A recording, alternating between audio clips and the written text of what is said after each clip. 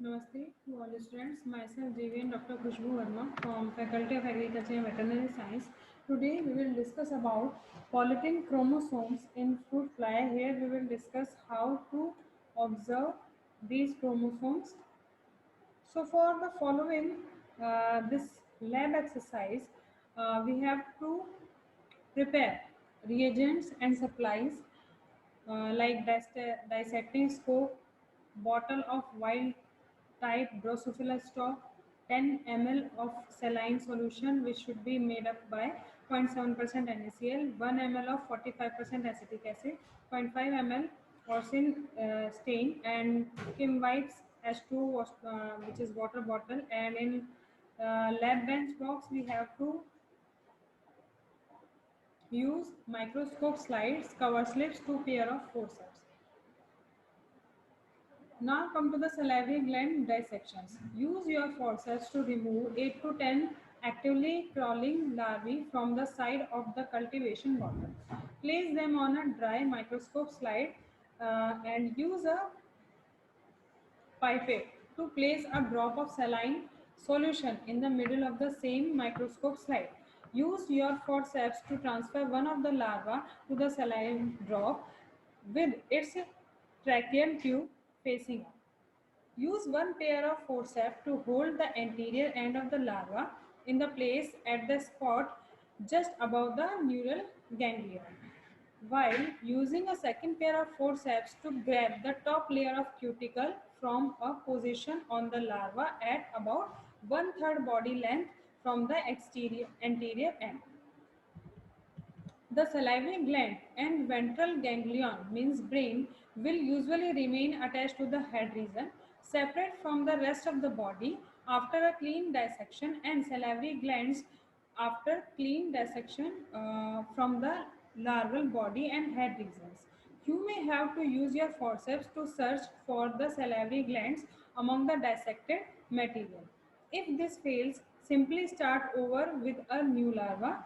These dissections are difficult to master, but reasonable results can be obtained with a little practice. As you dissect the salivary glands, you can either keep them set aside in a separate saline drop on the slide used for your direct dissections, or transfer them to a separate saline drop on a different slide. In handling the salivary glands, either grab them from their less fragile, smallest diameter base, or use your forceps to scoop them from the underlength. After you have accumulated 5 to 6 salivary glands, prepare a slide with a squash of 1 to 2 glands. Use a kimwipe to wipe its surface clean and then blow just dust from its surface before placing a 10 microliter drop of acetoorsin stain on the slide. One partner of the lab group can handle this task while the other handles step 7, which is here I am mentioning that. Then place a drop of 45% acetic acid fixative on the slide next to the drop of saline holding your salivary glands, and use your forceps to transfer the salivary gland from the saline to it and hold in the place for 30 seconds. Then immediately transfer the glands to the drop of acetoorsin stain on the slide from step number 6.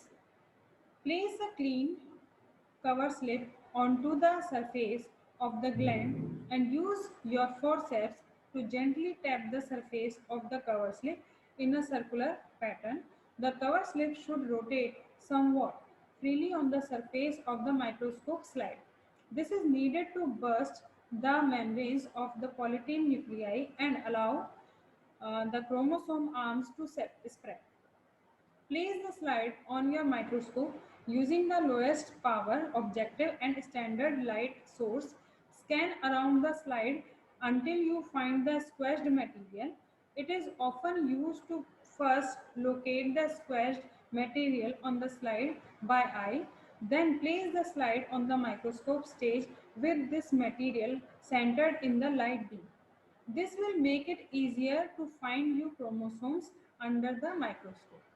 First, locate the focal plane on your chromosome by adjusting the focus knob until the fluid background material becomes visible. You can then begin to scan around the slide to find the chromosomes. If the chromosomes look sufficiently well spread, you can now invert the slide and cover slip onto a sheet of Kimwipe. Then use your thumb to apply pressure to the cover slip while using the middle and index fingers of your hand to secure the position of the slide and cover slip. This squashing action will bring about further spreading of the chromosome and remove excess liquid between the slide and cover slip to allow maximal attachment of the chromosomes to the slide. If the nuclei were found to be still intact, you can attempt to rupture them if there is evidence of liquid between the slide and cover slip as evidenced by movement of background material. To rupture the nuclei, use your forceps to tap the surface of the cover slip as described in previous steps. It may be necessary to start over with some newly dissected salivary glands and prepare collagen chromosome squash is part of science or art. So it takes a lot of practice and little luck to get the quality of squash. So here is the sum up of this session, and this session is powered by Digital Version 2.0 Jyoti Vidyapeeth Women's University Jaipur. If you have any query, then mention in the comment box. I will resolve it. Thank you.